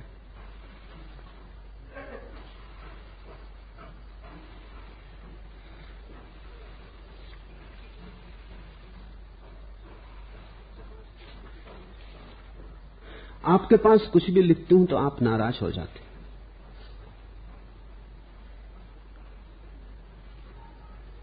बहुत बार ऐसा लगेगा कि मैं नाराज हुआ हूं, और मेरी नाराजगी में केवल इतनी ही अभिलाषा है कि शायद नाराज होकर कहूं तो तुम सुन लो, शायद नाराज होकर कहूं तो तुम्हारा सपना टूटे, शायद चोट देके कहूं तो तुम थोड़े तिलमिलाओ और जागो। ज़ैन फकीर तो डंडा हाथ में रखते तरु, और उन्होंने देखा कि जरा उनका कोई शिष्य झपकी खा रहा है, उन्होंने सिर फोड़ा। लेकिन कई बार ऐसा हुआ है कि ज़ैन सदगुरु का डेवलप होगा। तुम्हारी नींद गहरी है, चोट करनी जरूरी है, तुम्हें धक्के देने जरूरी है। तुम्हें लोरी ही गा के सुनाता रहूं तो तुम और भी सो जाओगे। हालांकि लोरी तुम्हें अच्छी लगती, मगर तुम्हारे अच्छे लगने को देखूं तो तुम्हें तो नींद ही अच्छी लगती। तुम्हें जगाना होगा, तुम्हें झकझोरना होगा। और धीरे धीरे तुमने अपने रोगों को भी अपने जीवन का हिस्सा, तुम धीरे धीरे अपने रोगों के भी प्रेम में पड़ गए हो। एक छोटा बच्चा अपने नाना नानी के घर आया था। रात जब नानी उसकी सुला गई उसे कमरे में और बिजली की बत्ती बुझाई तो वो बैठ गया और रोने लगा। उसने पूछा कि क्या हुआ तुझे? नानी ने पूछा क्या हुआ तुझे? उसने कहा कि मुझे अंधेरे का बहुत डर लगता है। और उसने कहा अरे पागल, और तू अपने घर भी तो अंधेरे में ही सोता है और अलग ही कमरे में सोता है, तो फिर क्या डर? उसने कहा नानी वो बात अलग है, वो मेरा अंधेरा है।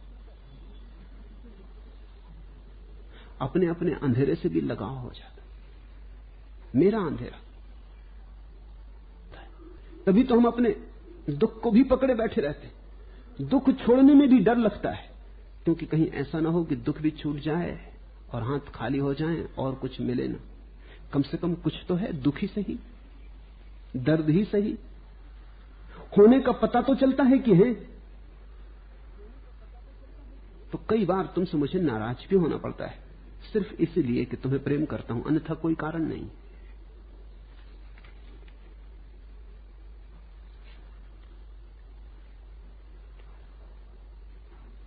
और पीछे मुझे बहुत घबराहट होती है कि आपके पास दिल खोलूं कि नहीं खोलूं, क्या तुम्हारे खोलने ना खोलने से कुछ फर्क पड़ेगा? न बताओ, कोई फर्क ना पड़ेगा, क्योंकि मनुष्य मात्र की पीड़ा एक है। विस्तार के फर्क होंगे, थोड़े बहुत रंग ढंग के फर्क होंगे, लेकिन मनुष्य मात्र की पीड़ा एक है कि जिससे हम जन्मे हैं उससे हम बिछुड़ गए, कि जो हमारा मूल स्रोत है उससे हम खो गए। और इसलिए सब खोजते हैं लेकिन तृप्ति नहीं होती, बहुत दौड़ते हैं लेकिन पहुंचते नहीं, क्योंकि अपने घर का पता ही भूल गए हैं। विस्तार की बातें अलग हैं, वो हर एक व्यक्ति की अलग है, उसमें जाने से कोई सार भी नहीं। तुम अपना दिल खोलो, ऐसे उससे मिलन हो जाए जिसे पाके फिर कुछ और पाने को ना बचे।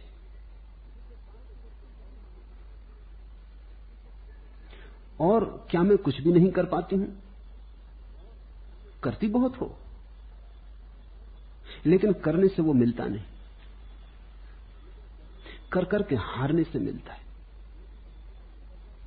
जब तक करना जारी रहता है तब तक तो थोड़ी ना थोड़ी अस्मिता बनी ही रहती। मैं कर रहा हूं तो मैं बचा रहता हूं। कृत्य से तो अहंकार कभी मरता नहीं। हां, कृत्य से अहंकार सुंदर हो जाता है, सुरुचिकर हो जाता है। तो तभी जब तुम्हें पता चलता है मेरे किए कुछ भी ना होगा। आत्यंतिक रूप से ऐसा पता चलता है कि मेरे किए कुछ भी ना होगा। अंतिम रूप से यह निर्णय आ जाता है कि मेरे किए कुछ भी ना होगा। वहीं मैं गिरता है जहां उसके किए कुछ भी नहीं होता। तो तुम करते तो बहुत हो, लेकिन मैं तुमसे कहे चला जाता हूं कुछ भी नहीं, ये भी कुछ नहीं, और करो और करो। और जो जितना ज्यादा कर रहा है उससे मैं और ज्यादा कहता हूं ये कुछ भी नहीं, और करो। क्योंकि जो जितना ज्यादा कर रहा है उससे उतनी आशा बनती है कि करीब पहुंच रहा है उस सीमा के जहां सब करना व्यर्थ हो जाएगा, तो और दौड़ाता हूं। जो पिछड़ गए हैं उनको ना भी कहूं, क्योंकि उनके दौड़ने से भी कुछ बहुत होने वाला नहीं है, पड़ जाएगी। ऐसा उल्लेख है, रविन्द्रनाथ के चाचा थे अवनींद्रनाथ, बड़े चित्रकार थे। भारत में ऐसे चित्रकार इस सदी में एक दो ही हुए। दूसरा जो बड़ा चित्रकार भारत में पैदा हुआ, नंदलाल, वो उनका शिष्य था। रविन्द्रनाथ एक दिन बैठे थे अवनींद्रनाथ के साथ, और नंदलाल जब वो युवक था और विद्यार्थी था, कृष्ण का एक चित्र बना के लाया। रविन्द्रनाथ ने लिखा है कि ऐसा सुंदर चित्र मैंने पहले कभी देखा न था। कृष्ण की ऐसी छवि कोई बना न पाया था। और मैं तो भाव विभोर हो गया, विमुक्त हो गया, नाच उठने का मन हो गया, लेकिन मैं चुप रहा, क्योंकि अभी देखा मैं की बात क्या, वो कुछ कहें, तोड़े इस खामोशी को, कुछ तो कहें। नंदलाल भी थर थर कांप रहा था, और आखिर उन्होंने आंखें ऊपर उठाई और उस चित्र को उठा के बाहर फेंक दिया अपनी बैठक से। और नंदलाल से कहा, इसको तुम बड़ी कला मानते हो? ये तो बंगाल में जो पटिए हैं, जो कृष्ण का चित्र बनाते हैं, 2-2 पैसे में बेचते, उनके लायक भी नहीं। तुम जाओ पटियों से सीखो कि कृष्ण कैसे बनाए जाते। नंदलाल सिर झुका के चरण छुके लौट गया। रविन्द्रनाथ को तो बड़ा आश्चर्य हुआ और क्रोध भी आया, लेकिन गुरु शिष्य के बीच क्या बोलना, तो वो चुप रहे। जब नंदलाल चला गया तब उन्होंने कहा कि ये मेरे समझ के बाहर, आपके भी चित्र मैंने देखे, मैं इसको उठा दिया। लेकिन नंदलाल चुप, अवनीनाथ चुप। तो उन्होंने आंखें उठाकर देखा, आंख से आंसू बह रहे। अवनीनाथ ने कहा कि तुम समझे नहीं, इससे मुझे बड़ा भरोसा है, इससे अभी और खींचा जा सकता है, अभी ये और ऊंचाइयां छू सकता है। मैं भी जानता हूं कि ऐसा चित्र मैंने भी नहीं बनाया, मगर इसकी अभी और संभावना है। अगर मैं कह दूं कि बस बहुत हो गया, मेरी प्रशंसा का हाथ इसके सिर पर पड़ जाए, तो यही इसकी रुकावट हो जाएगी। मैं इसका दुश्मन नहीं। नंदलाल 3 साल तक पता न चला कहां चला गया। वो गांव गांव बंगाल में घूमता रहा, जहां जहां पटियों की खबर मिली, गांव के ग्रामीण कलाकारों की, उनसे जाके कृष्ण के चित्र बनाना सीखा। रविन्द्रनाथ को नंदलाल ने आके कहा कि उनकी बड़ी अनुकंपा है, ऐसा बहुत कुछ सीख के लौटा हूं जो यहां बैठ के कभी सीख ही ना पाता। उन ग्रामीण सरल हृदय लोगों में तकनीक तो नहीं, तकनीक की उन्हें कोई शिक्षा नहीं मिली, लेकिन भाव की बड़ी गहनता है। और असली चीज तो भाव है, तकनीक में क्या रखा है। तो जो यहां मेरे पास तीव्रता से काम में लगे हैं, उनकी पीठ में नहीं थपथपाता। उनसे तो मैं कहता हूं ये क्या है, बंगाल के पटिये भी इससे बेहतर कर लेते। पराकाष्ठा, वहीं अहंकार की भी पराकाष्ठा आ जाती। और जब करना मात्र गिर जाता, जब तुम्हें लगता अब आगे करने को कुछ भी नहीं बचा और तुम बैठ जाते हो, उस बैठने में पहली दफा परमात्मा तत्व से संबंध होता है। तुम नहीं होते उस बैठने में, तुम नहीं होते उस बैठने में, तुम्हारे भीतर परमात्मा ही होता है।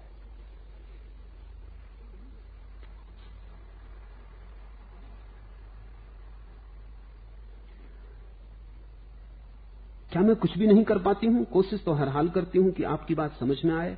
भक्त को अहंकार का कुछ भी पता नहीं, कैसे क्या करूं, मेरी हिम्मत तब टूटी जा रही। बड़े शुभ लक्षण, किए जाओ हिम्मत है बलराम। वहां तो जब तुम बिल्कुल निर्बल हो जाओगे सब टूट जाएगा।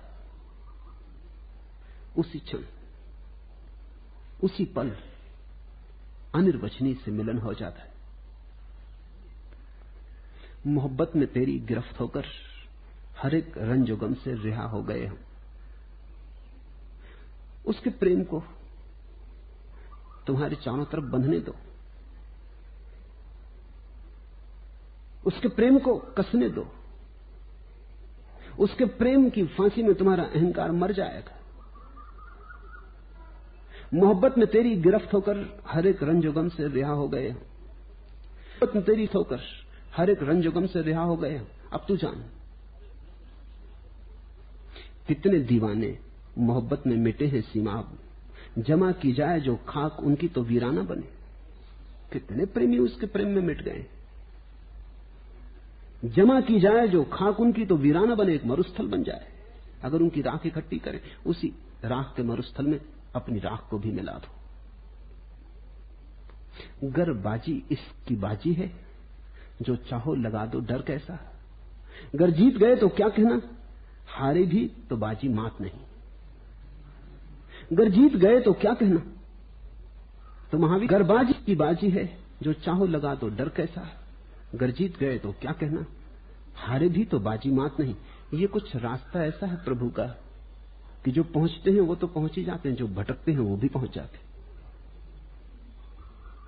संसार के मार्ग पर उल्टी ही कथा है। जो पहुंचते हैं वो भी नहीं पहुंचते, जो भटकते हैं उनका तो कहना ही क्या। परमात्मा के मार्ग पर जो पहुंचते हैं वो तो पहुंच ही जाते, जो भटकते हैं वे भी पहुंच जाते। इतना ही क्या कम है कि हम उसे खोजने में भटके। इतना कम है कि हमने उसे खोजना चाहा। इतना कम है कि अंधेरी रात में हमने उस दिए की आशाएं और सपने संजोए। पूछे, जिससे खुश होते हैं दीवाना बना देते। परमात्मा का प्रेम जब तुम पर बरसेगा तो दीवानगी और बढ़ेगी, आंसू और बहेंगे, हृदय टूटेगा, बिखरेगा, राख हो जाओगे तुम उस बड़े मरुस्थल में, जहां मीरा भी खो गई है, चैतन्य भी खो गए, जहां राबिया खो गई है, जहां कबीर, नानक, रैदास खो गए, उस विराट मरुस्थल में तुम भी खो जाओगे। लेकिन खोने के पहले एक शर्त पूरी कर देनी जरूरी है कि तुम जो कर सकते हो वो कर लो, अन्यथा तुम्हें ऐसा लगा रहेगा कुछ ना कुछ कर लेते अटके रहोगे। आप वहां साफ सुथरा विज्ञान है, इसलिए जैन धर्म में विज्ञान की भाषा है। मीरा और चैतन्य, नारद और कबीर, उनकी भाषा अटपटी, सधुक्कड़ी, उलट बांसी जैसी। वहां गंगा गंगोत्री की तरफ बहती, बड़ी रहस्य से भरी, क्योंकि उन्होंने बड़े असंभव की आकांक्षा की है। महावीर की बात चाहे कितनी ही कठोर मालूम पड़ती हो, लेकिन गणित के समझ में आने वाली, और प्रेमियों की बात चाहे कितनी ही सरल मालूम पड़ती हो, बड़ी असाध्य मालूम होती। उस दर्द को मांगा, मेरी हिम्मत कोई देखे, जो प्रेम की पीड़ा है जिसका कोई इलाज नहीं। लेकिन जिसने उस पीड़ा को स्वीकार कर लिया है, वो धीरे धीरे पाएगा पीड़ा मीठी होती जाती, पीड़ा और मीठी होती जाती। और एक दिन पता चलता है कि जिसे हमने पहले क्षण में दर्द जाना था, वो दर्द ना था, वो उस प्रभु के आने की खबर थी, उसके पगों की ध्वनि थी, आहट थी। हम परिचित न थे इसलिए दर्द जैसा मालूम हुआ था, या प्रभु इतनी तीव्रता से करीब आया था कि हम झेल न सके थे, हमारी पात्रता न थी। जैसे कि आंख में सूरज एकदम से पड़ गया हो और आंखें चौंधिया जाएं और दर्द मालूम पड़े। मिलता यहां संसार में प्रेम पात्र नहीं मिलता, यहां संसार में कुछ भी नहीं मिलता। ऐसे संसार में हमने परमात्मा को मांगा है, जहां कुछ भी नहीं मिलता, जहां जो दिखाई पड़ने वाली चीजें हैं वो भी हाथ में पकड़ में नहीं आती, वहां हमने अदृश्य को पकड़